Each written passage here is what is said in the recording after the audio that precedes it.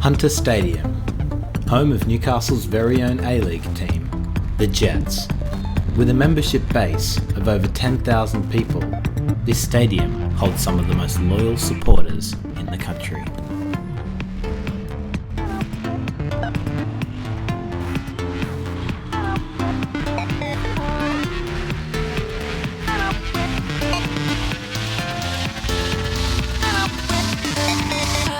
Hi, my name's Tim Sheldon. I'm the ex-president of the Squadron Supporters Football Club. I've been involved now for 9 seasons, ever since it started, and I pretty much am addicted to it.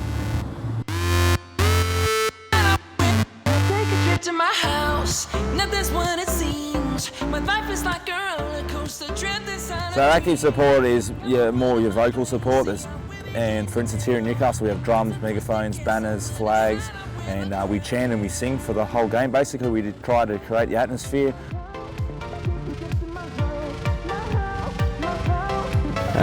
What made me want to join the Squadron? Basically just seeing them on game day in a good period for the club. They've really, it seemed they were the ones that made the club drive to win games. The players responded to the rise of the crowd in the Squadron, and yeah.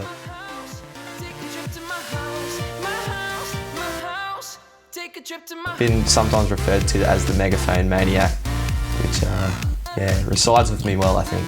It's basically inspiring the people around me to sing louder on game day and make them more enthralled and not so much nervous to get involved, and to help them create atmosphere more or less than being there just to experience the atmosphere.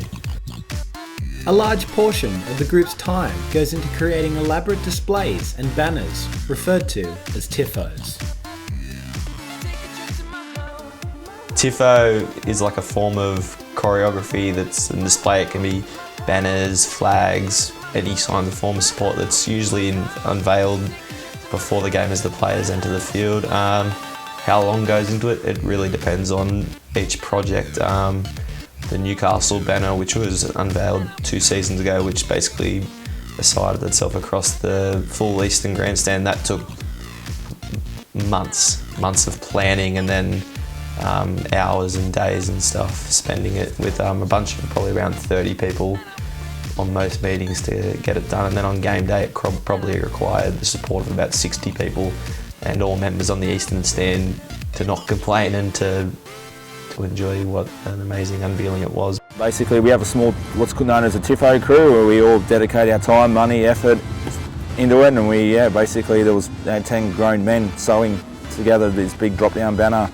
It was 60 odd metres long and about 5 metres high, and it basically, so far it's one of the biggest displays in the A-League, and it's definitely the biggest one that we've done, and we hopefully will be able to top that very soon.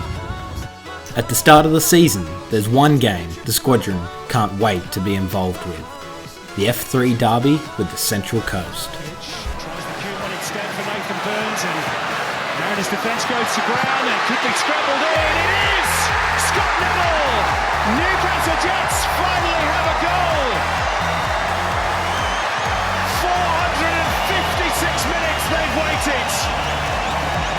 Little wonder the roof is coming off at Hunter Stadium. At last, the Jets fans say. It's simple. Central Coast, home or away, it doesn't really bother me where it is. It's just no one wants to lose that game. I know we've lost there now. We haven't won a game down there in 6 seasons, but it's the game you just can't wait for. It's the best. When the new fixture comes out for the season, it's the first game you look for. Every year, hundreds of Novocastrians make their way down the F3 to watch their team take on the Mariners in Gosford. Well, definitely the number one game that I see any Jets fan looks forward to is the F3 derby away down to Gosford. They're our closest rivals. There's a big history there. It's where we get a lot of our good away support travels down to the game, and everyone's G'd up all day at the pub beforehand, and then we march through Gosford, and then we go into the stadium and try and get the boys home. So obviously, the Mariners game is the big one. The rivalry between the two clubs and fans soaring in 2008 when the Jets beat the Mariners in the A-League Grand Final. Bridge! Oh, brilliant! Advantage Jets in the Grand Final! And close to the Sydney Harbour, be Bridge, who got the first goal. What a goal! What a strike! What a moment for the Jets! Winning the grand final was massive.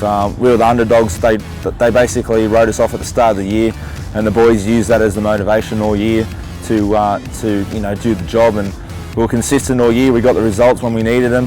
Results went our way, and we just missed out on the Premier's plate. But we were red hot favourites going into the final series. And come that day, it was massive. It all started with the big banner that the Squadron did, which sadly was meant to be bigger, but we ran out of time to get it done, unfortunately. And but it just got everyone going on edge. And when that banner came out and the Mariners had nothing, it blew everyone away. And the players, they'll say to you today that got them really home. And then the vocal support, and it was just magic.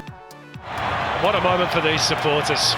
They've backed them in huge numbers at Energy Australia Stadium this season. They've travelled down in a massive convoy from the Hunter today.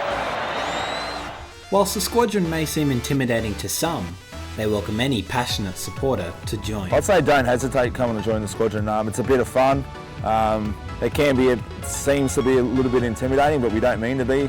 We're just passionate fans. We just want to get our boys home.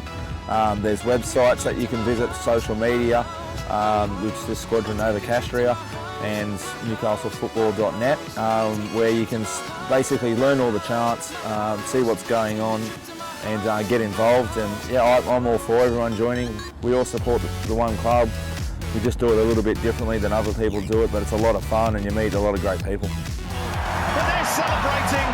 They're 2 goals up in the derby. All going off in the Squadron.